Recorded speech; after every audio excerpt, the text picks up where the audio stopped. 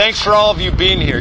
Just yesterday, we released the 2016 Labor Day report. It's put out by the Department of Labor and Industry, and it really, it underscores that Montana really is a state built by the hands of workers, and that's all the way from the farmers and ranchers on the High Line, oil and gas in eastern Montana, to the teachers, the nurses, the professionals, the educators, all across our state. And it really is the working people that help guide our state through uncertain times, ensuring that that state that we pass on to our children and our grandchildren are even better than the one that we inherited.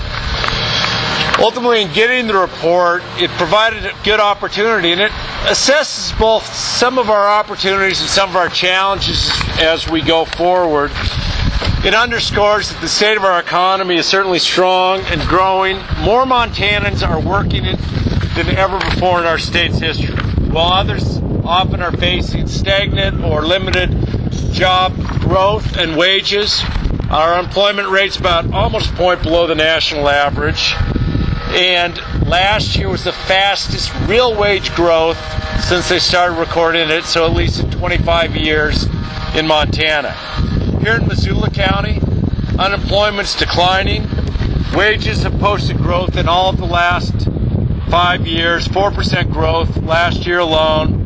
1,000 jobs were added in this county last year, 1.8% job growth. Trade, leisure, activity, healthcare, construction all added more than 200 jobs.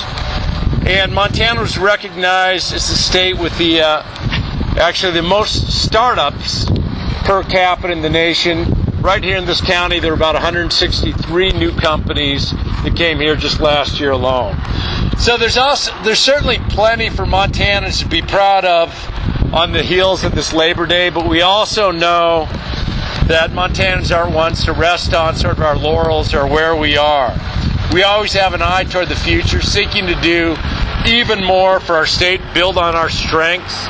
Where some might see obstacles, we're often seeing those opportunities.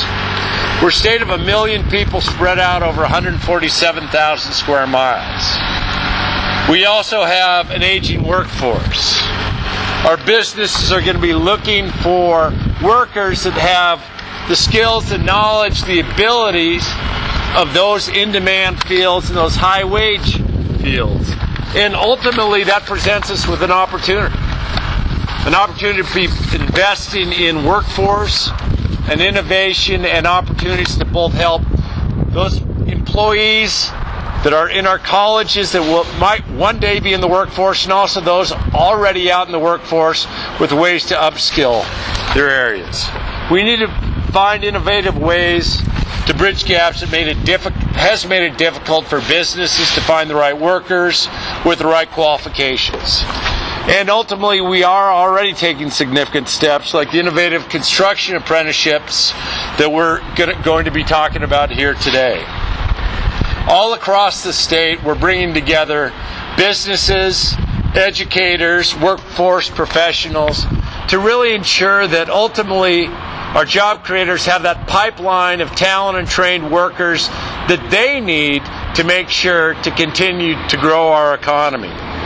And that's everything from healthcare to welding, high-tech manufacturing, other areas as well. And that's why we gathered today, is really to highlight the good work that's happening to get our young folks trained and skilled for high-demand, good-paying jobs in the construction field. On Labor Day, Lieutenant Governor Cooney and I spent the day with hardworking Montanans from Butte to Missoula to Great Falls, reaffirming our commitment to protecting workers and their families on their jobs and at home. One of the many ways we're really working on that is through workforce development efforts.